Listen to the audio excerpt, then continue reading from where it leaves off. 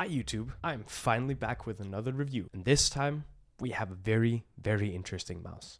Here with me today, I've brought the MZ1 wireless by the man, the myth, the legend, Rocket Jump Ninja. Now, for context, I'll be recycling some clips from my previous video to explain what I believe in and what games I play.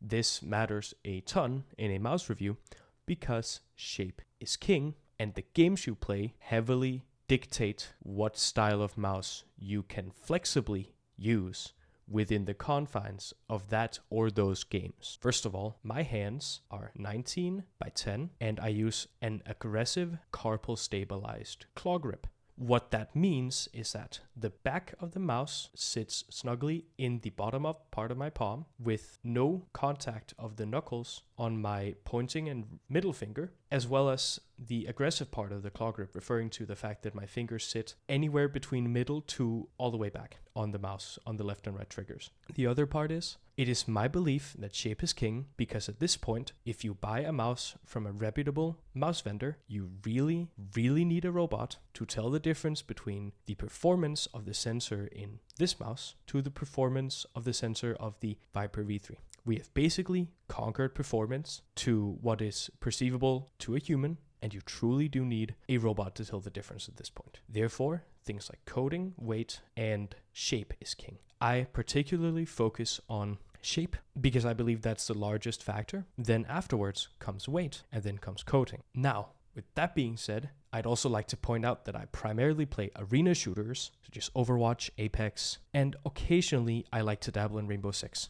Now, getting into what I think is great about the mouse. The shape is absolutely phenomenal, and there is quite nothing like it, in the sense that it is an intent-designed shape for fingertip, and to support that we have some of the deepest finger grooves that I've ever felt on a mouse, and they really, really hug your fingers. You have uneven sidewalls on the mouse, a comfort groove for the thumb, and straight for the pinky and ring finger. You also have swappable backside, which I used the low hump because that supports more of a fingertip style, which the mouse is intended to be used as. And for the record, according to Rocket Jump Ninja himself, you are supposed to hold the mouse with your fingers at the scroll wheel, and then your thumb, however aggressively you'd like it, and your pinky and ring finger resting relaxed. And then there should be a bunch of space in the back. Next up on the list of things that I think they did very well is the main trigger switches. The left and right trigger uses Kale GM 8.0s, and they feel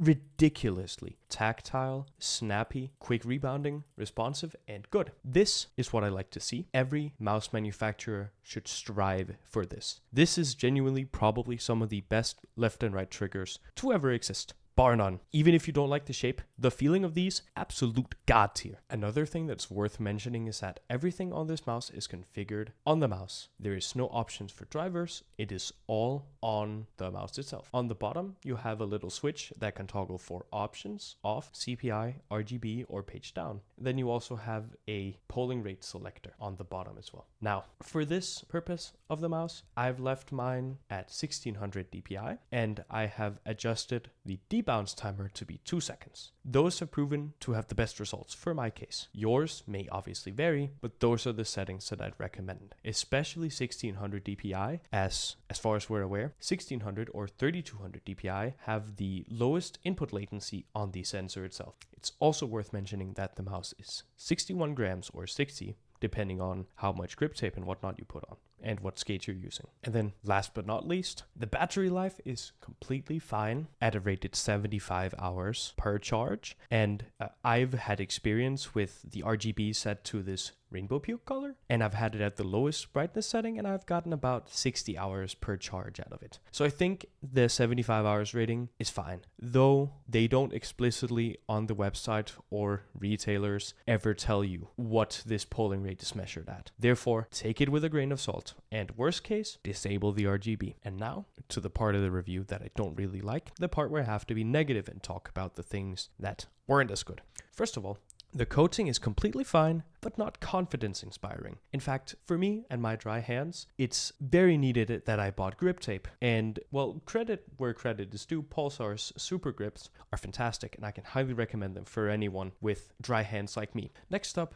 is the ability to change sensor position. Ideally, the sensor should line up with where your thumb is to make the mouse feel extra snappy, but it's a gimmicky option that I feel, while it might work for some, I feel like it's a novelty and probably in reality doesn't do a whole lot compared to everything else on the mouse. Now, this part I feel like I need to explain myself on because the mouse itself is actually great. However, me as a person that's been playing claw grip all my life struggled incredibly hard with fingertip. Now, it's given me so much in terms of how I understand the mechanics of aiming, how that things play and flow into each other. But my confidence, my ego, my ability to take fights has gone to literal zero. Seriously, the smallest amount of lack of confidence or gripping the mouse wrong completely threw off and made me whiff several times across several matches, even across aim trainers, where I, honest to God, got very mad, slammed my desk, and quit playing for the day. It was no longer fun to play games because of the grip type. Now, that's not to say fingertip is bad. In fact, fingertip is most certainly the most aim purist style because it gives you the option of pulling back the mouse or rotating the back hump of it with your thumb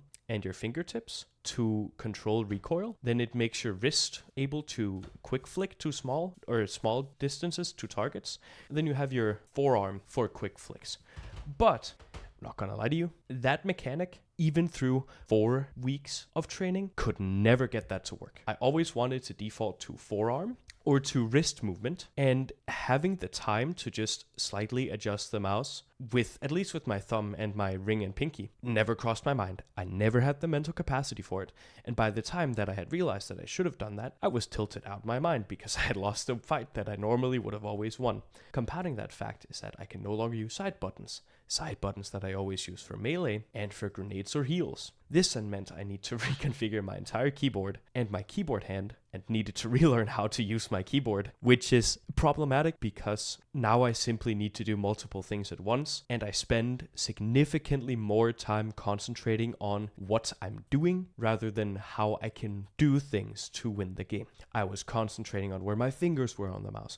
I was concentrating on whether or not it was aligned properly with my index finger, instead of thinking about where should I be moving to next when the ring closes, or will this nade knock someone? Should I thirst this person or should I just not? And that for me kind of ruins the mouse. Now this is a personal gripe with me because I struggle to learn several things at once, and arguably you can only really focus on one task at once. But that's a completely different story and a completely different time. However, this certainly factors into my verdict of the mouse, even though the mouse in itself isn't exactly at fault here. It simply incentivizes you to use that grip style, and that grip style is super good to learn, but not everyone's gonna like that. On top of that, one of the better things that came out of the fingertip learning is that I switched back to my Racer Atlas glass pad, because with fingertip you really need low static friction and low dynamic friction because there is no stability and there is not a lot of help to get anywhere. And because you primarily want to use fingertips along with your wrist a little bit, you're most certainly better off with something that basically is zero friction.